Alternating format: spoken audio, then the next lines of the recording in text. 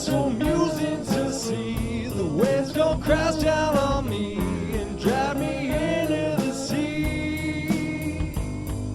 Why is it so easy to be so indifferent to me when I wear my heart on my sleeve? Welcome to Skechcraft, the podcast for art, design, and process junkies. I'm Rob Duenas, full-time designer, illustrator, and graphic artist esquire. This is an unedited podcast, which means there will be cursing from time to time, so please be aware. That said, here we go. Like a willow tree, getting pulled down by gravity. By gravity. By gravity. By gravity.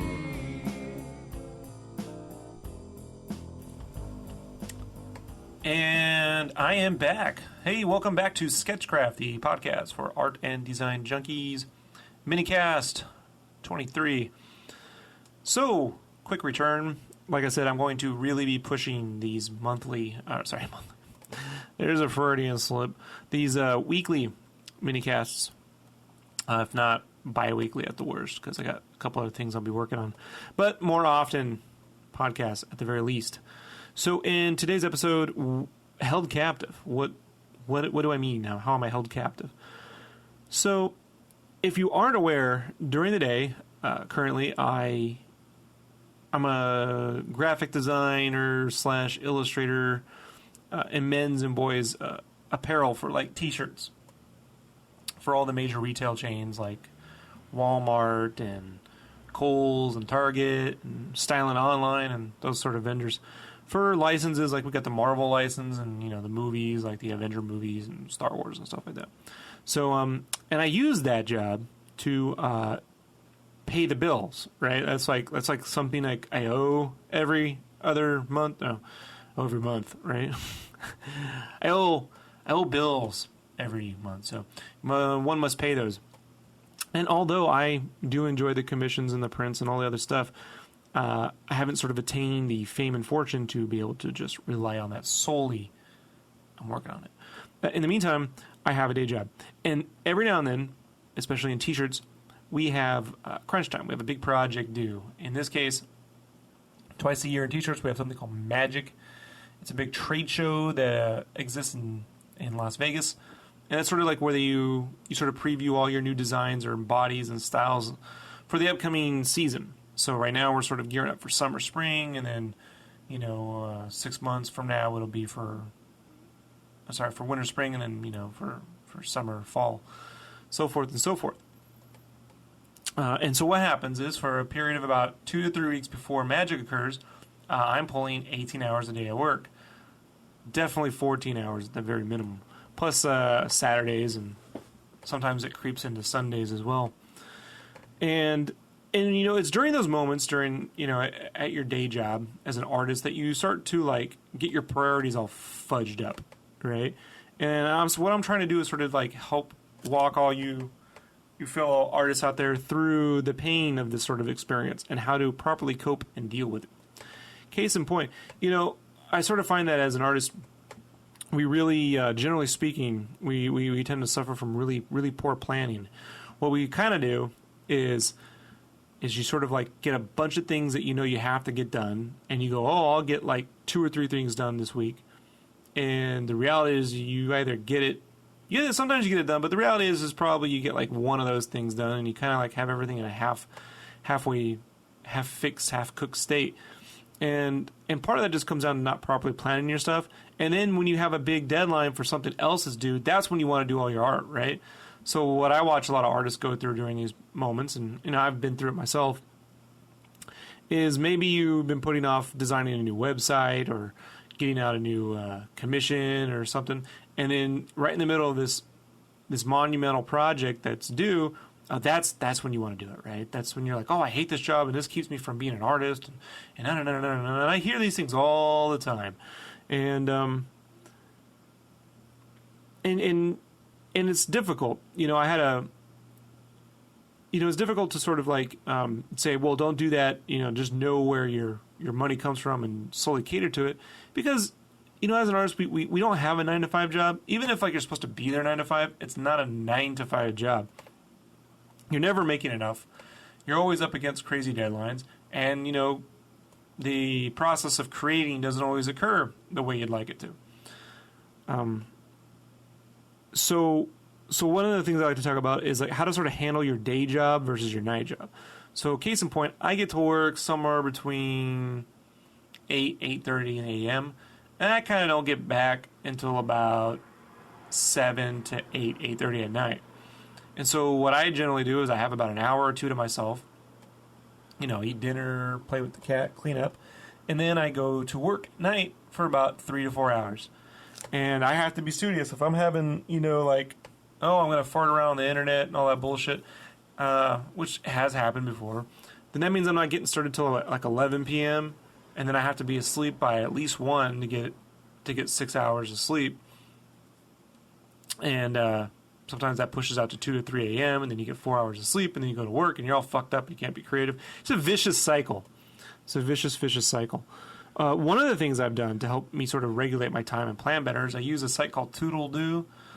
Notch from Minecraft uses it. And that sort of helps you sort of plan daily tasks and stuff. Now, I don't mind getting any kind of ads or any monetary compensation for mentioning any of this stuff. I'm just trying to help you. It's free. And you can sort of set daily tasks and long-term tasks. And I sort of use that in conjunction with another website called Central Desktop, which allows me to sort of project manage between my day job, my freelance, and then my upcoming Game Cave venture. And sort of like develop these projects. And this sort of allows me to realistically, you know, set a completion tag and then a priority tag to everything.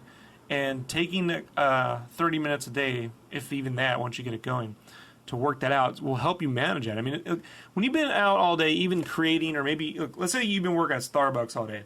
Then you come home, maybe drawing and illustrating is the last thing you want to do. But in this industry, you know, you have to sort of like promote yourself. And in order to do that, you have to be productive. And one of the things I've had a hard time getting used to, again, now that I'm back at a day job, is managing the fact that I'm only going to get to work on something for about 2 or 3 hours when I come home and I have to go back to sleep. Because like 2 or 3 hours on something can, I mean, for me, the time can fly by. I'm not always the fastest artist. So I've sort of like taken, you know, like I think now the best thing for me to do is to sort of like get as much done between Monday, Tuesday, and Wednesday, and then figure that work might need me late Thursday and Friday, and then on the weekend, divvy that sort of space up.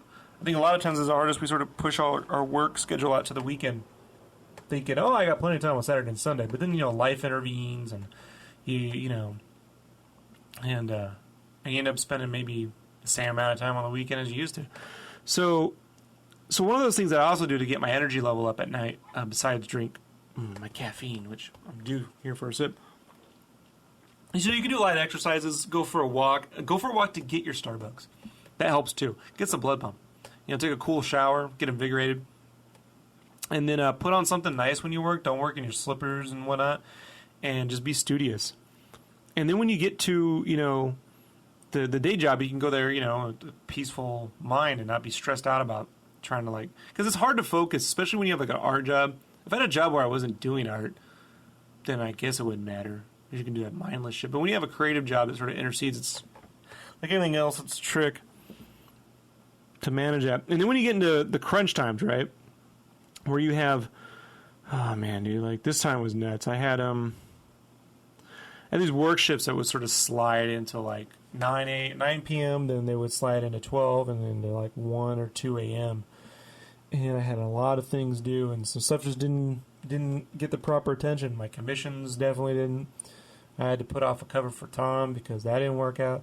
Then I got sick one day, and I got a whole yelling at. Well, I didn't get yelling at. I got like a really stern email and about, you know, my priorities, because that's another thing too. You know, if you have an art job and you're visible on the internet, those people are always watching you.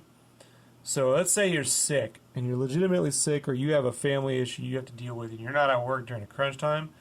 Do not go anywhere near your DeviantArt Facebook page. If those cats think you took the day off to to work on your own stuff, whether it's true or not, you will never hear the end of it. I swear to God.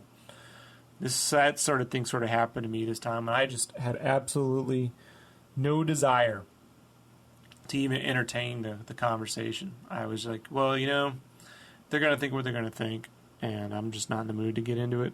So I just moved on. And then, you have your personal life. It's tough. I've really weighed. Commissions are important to me because it brings in the X factor, and I like to create work for people, and it brings in a lot of great spare change, gives me extra prints to sell. I haven't been able to work, I've always had this, holy trinity. I'm not really a religious guy, but, this trifecta, right, of, artwork and, health. And right now, work and health are doing pretty good, and my personal art is not being as productive as I like. I'm getting it done, but it's not as much in volume. So I don't know about commissions. I might be pulling back on that a little bit to focus on some stuff once I get through this set of stuff I got to get done this month. But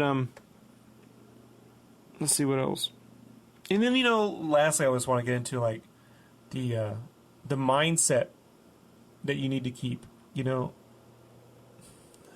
It's, and the reason why I'm being a little hesitant on this is there's so many different ways. I think the best way, to sort of keep yourself checked, mentally checked on projects, is to just really understand what you can and can't live without.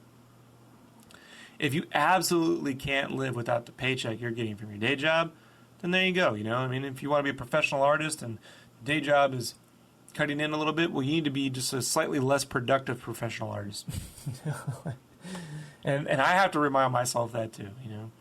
The fact of the matter is, that it is quite a treat in this day and age to be able to create anything for a living. I think for me, t-shirts, although I'm really glad I learned how to make them, I don't know if there's much more for me to learn. I just keep making t-shirts, and it's fun to do, and I can do them a lot of different ways. I don't know if I'm growing as much as an artist, as a t-shirt artist. But I do enjoy the work, and I enjoy the people I work with. So I would definitely, it would be great to have more opportunities, but it's very difficult. It's a difficult day and age. Working at game studios that's serious crunch time. Those guys are working. If I worked at a game studio, all the commissions stop, like today. The podcast really goes to being once a month, maybe. My freelance with Tom would definitely stop, and I don't think I'd be able to pursue the Game Cave thing. So, because what happens is a lot of times at those places, you're working, especially during crunch time, I know some cats that worked at a major studio, and they were literally pulling 14 hours a day every day for a year. No days off. No holidays off, nothing. They worked every day. And I don't know if I'm up for that. The base pay for an artist, or even the max pay for an artist, ain't that much more. What are you talking about, 40, 50 G's a year? In California, that's like making 12 G's, in Arkansas. So, you have to be careful. It's difficult. Comics definitely aren't. There's not a lot of money for me in comics. The cover arts are fun to do, and it's promotion. I get to go to conventions. But interior work, So, I know I'm kind of straying off the point.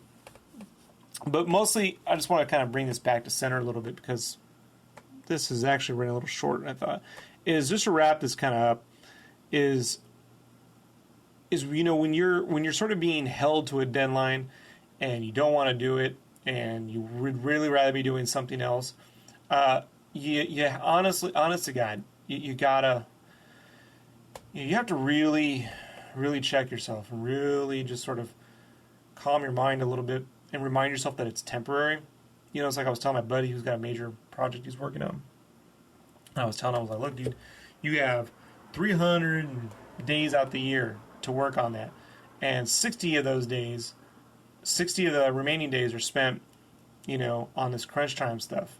So to sit here and blow it all out of proportion, that, you really would rather be working on that when you're doing this, is a given. We all would. But the reality is it's you got to know a time and a place, and And when it's crunch time, I mean, and personally, I personally feel crunch time is just ridiculous. I mean, any company that goes through a crunch time to me comes from poorly planned projects. And that also comes from personal projects too. Like, if you're really feeling the crunch, like getting ready for a convention or a project, chances are you fucked around at some point. You know, I mean, I can't imagine. I've been through some hell, and I've been through some wins, and it is a rare event that something sort of occurs that I had no direct involvement in making worse than it was. It just so happens I actually did have that occur this month. But I did have involvement. I mean, I had a project due for a magazine that I thought was due next month, and it turned out to be due at the beginning of this month. Well, I was supposed to work on another project for Tom and for, you know, on top of everything else. And so I had to pull all weekend to get that done, and the quality wasn't as good as I liked, but they were happy. I mean, whatever, you know, and it's just like, but here I am working literally 20 hours a day on top of crunch time at work. Now that's just ridiculous. That is really ridiculous. So I think I heard something recently on the Breaking Bad Insider podcast that Vince Gilligan was saying that prior planning prevents poor performance, you know? And so like right now my whole goal is just to really have my planning department worked out. You know, I got the daily tasks on the tool to do, I got the projects on the central desktop, and then I'm just giving myself the space, you know, to get that done and to have fun with it. And that's really the thing, and I just want to take away from all this is that if you really aren't having fun with your projects, you need to give the money back and get out of them. You know, I mean, if it's a publisher and they have to publish with it, then you got to get it done, you know? Suck that shit up and get it to them because they got bigger money to spend. But if it's like commissions are getting in the way or you're not having fun doing them, do you really need the money that bad? I mean, just give the money back and don't waste our time. So, and I remind myself of that. Like, do I really want to work on this commission? Is this something I want to do? And actually, I do. I do enjoy them. I just haven't been able to. The prints took a lot more effort to get out of here than I thought. Speaking of which, if anyone's listening, you bought a print, you haven't received it yet, you let me know because they're all in the mail. And I've only had like 2 or 3 people like actually lose one, and out of like 50 sets, it's pretty good. But it's going to happen to somebody. I actually don't have the ability to track these because that's like twice the shipping. And right now I'm already taking a loss. Like there's like $5 for shipping to the U.S. And it usually ends up being more like 8, so I eat $3. But that ends. The problem was I had people see like if I charged $10 for shipping and it said $8 on that shipping label, I would get endless. I need my money back and you owe me change. And I'm like, but it goes to the envelope and all the other shit I had to spend. No one cares about that. So I just cut it at $5 and I eat $3 on shipping and I work the cost of the envelopes into my budget. And that's just how I deal with it. But to get tracking on shipping, I mean, guys, you all got to understand that artists, you know, like when we're doing this stuff, you know, like if you're a fan, we're normal people, man. We're not Amazon. We don't have the ability to track everything, you know. And if I say, hey, these prints are $20, but they're $30 with shipping, well, I got to be honest. Like, I've probably cut out. If I sold 50, I'd cut out 20 of those people because 30 might be a bit much. That $5 makes a big difference. So, I can offer it. But the problem with that, too, is then some people got it, some people don't, and, you know, whatever. The attrition rate right now is so low, it's not worth it. It's, hold on.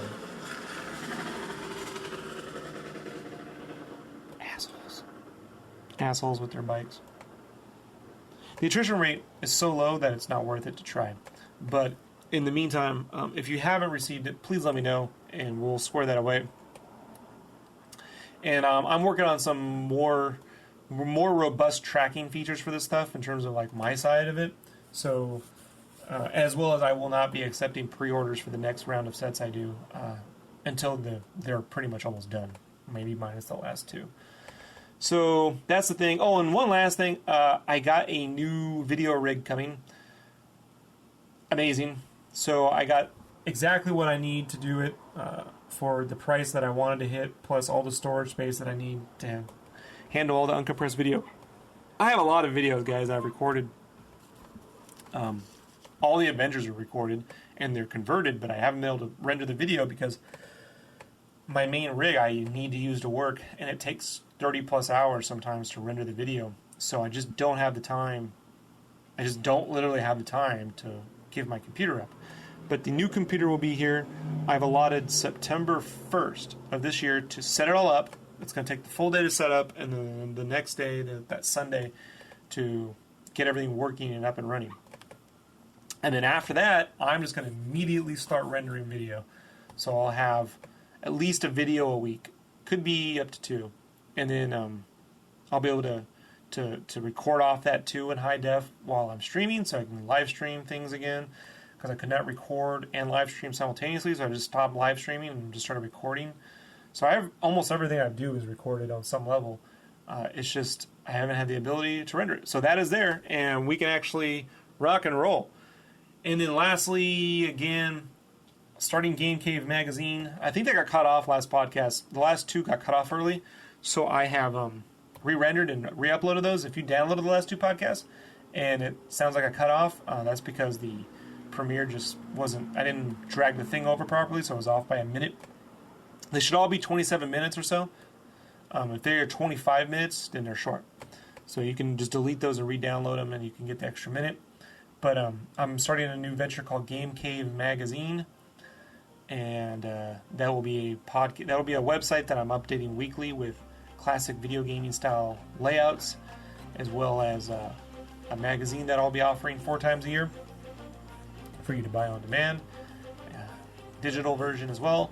And it's really going to be like a cross between, say what I did at Game Fan and like Penny Arcade and stuff like that. It's going to be like a blend of like webcomic / magazine. So lots of art, very unique, completely original, and I'm really excited about it. I have a Facebook page already set up for that if you want to go there and sort of follow the development. I'm putting up all the designs I do of the website and everything else as I make it up there at Game Cave Magazine. That's game, the word cave, CAVE, magazine, or Game Cave Mag.